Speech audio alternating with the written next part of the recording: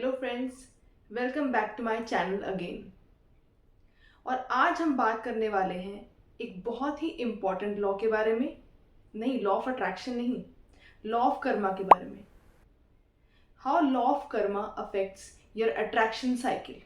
Previous video में मैंने ये बात की थी कि लॉ ऑफ अट्रैक्शन को अफेक्ट करते हैं आपके feelings, thoughts, beliefs and action.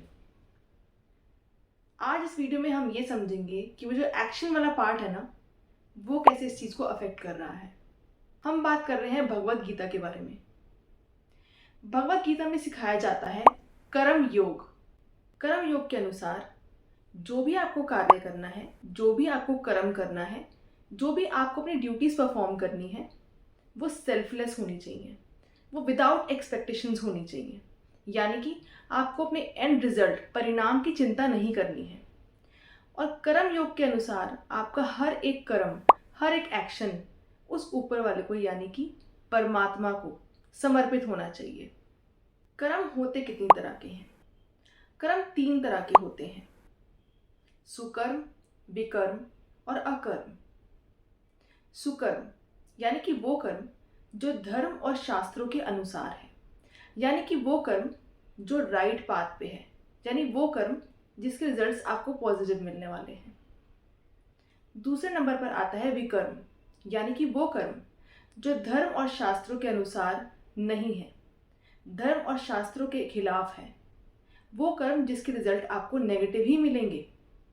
और तीसरा होता है अकर्म, यानी कि वो कर्म जिसमें आप एंड रिजल्ट की चिंता नहीं कर रहे, आपका वो कर्म जो ऊपर वाले को यानी कि परमात्मा को समर्पित है, और इस कर्म का कोई रिएक्शन नहीं होता। और इस कर्म से ही आपको मोक्ष की प्राप्ति होती है।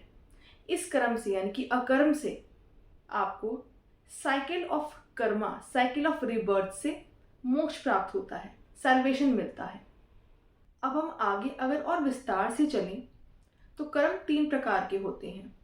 पहला संचित कर्म, दूसरा प्रारब्ध कर्म और तीसरा क्रियामान कर्म। पहला संचित कर्म क्या होता है? यह वो कर्म है जो आपके पिछले जन्म से, पास्ट लाइफ से एक्यूमुलेट यानी कि इकट्ठे होते आ रहे हैं। अब चाहे वो नेगेटिव है या पॉजिटिव है, अच्छे कर्म है या बुरे कर्म है, ये एक रिजर्वॉयर है, ये एक बैंक है जो कि आप अपनी पिछली पास्ट लाइफ से कैरी करते आ रहे हैं। और ये आपका साइकिल ऑफ रीबर्थ डिसाइड करती है। सेकंड कर्म प्रारब्ध कर्म, ये वो कर्म है जो आप अभी इस जीवन में भोग रहे हैं।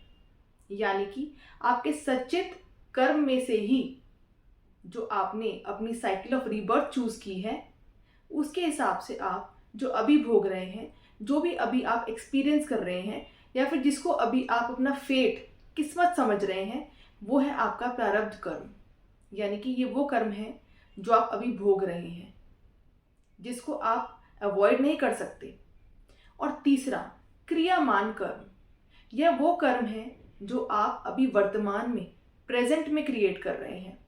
अपनी कॉन्शियस माइंड से आप जो भी प्रेजेंट में एक्शंस ले रहे हैं, जो भी चीज़ें आप सोच रहे हैं, जो भी चीज़ें आप कर रहे हैं, वो आपका क्रियामान कर्म है। और जो भी इस जीवन में आप ये क्रियामान कर्म क्रिएट कर रहे हैं या कर रहे हैं, ये आपके फ्यूचर एक्सपीरियंसेस का रिजर्वॉयर होने वाला है, और ये आपके सचित कर्मों में जाके ऐड होने वाला है। तो अब आज मैंने लॉ ऑफ कर्मा के बारे में बात क्यों की है? क्योंकि प्रीवियस वीडियोस में मैंने आपको लॉ ऑफ अट्रैक्शन के बारे में बताया था। लेकिन आप लॉ ऑफ अट्रैक्शन को ऐसे वर्क नहीं करके दिखा सकते।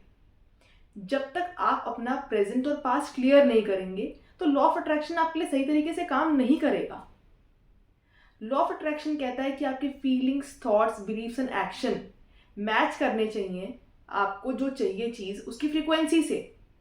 अब यदि आज आप प्रेजेंट में कोई कर्मा अपना खराब कर रहे हैं, तो कैसे आपके फीलिंग्स एंड थॉट्स सही हो जाएंगे या सही दिशा में हो जाएंगे? हो ही नहीं सकते। तो ऐसे में तो आप अपने आप को खुद फूल बना रहे हैं। आप भगवान को या फिर इस यूनिवर्स को आप बेवकूफ़ नहीं बना सकते, क्योंकि उनके पास, भगवान के पास आपका सारे कर्मों का लेखा जोखा है। तो जब तक आप अपनी एनर्जी को क्लीन नहीं करेंगे, जब तक आप अपने पास्ट लाइफ्स के जो कर्म हैं उन्हें क्लीन नहीं करेंगे, तो लॉ ऑफ अट्रैक्शन आपके लिए कभी वर्क नहीं कर पाएगा। और इसीलिए मैंने आपको अपनी प्रीवियस वीडियो में होपोनोपोनो की टेक्निक बताई थी, प्रेयर बताई थी, जिससे कि आप अपनी ऑरा को या फिर आप अपने एनर्जी फील्ड को क्लीन कर सकते हैं। और एनर्जी फील्ड को क्लीन करने के बाद ही लॉ ऑफ अट्रैक्शन आपके लिए सही तरीके से काम करेगा।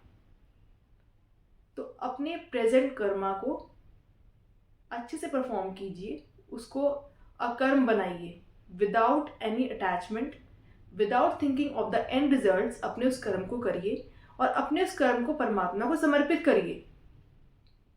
और जो भी आपके पास्ट लाइफ से चीज़ें चली आ रही हैं, जो भी सारा आपका एक्यूमुलेशन है पास्ट लाइफ के कार्मिक अकाउंट का, उसको आप प्रेजेंट में क्लियर कीजिए।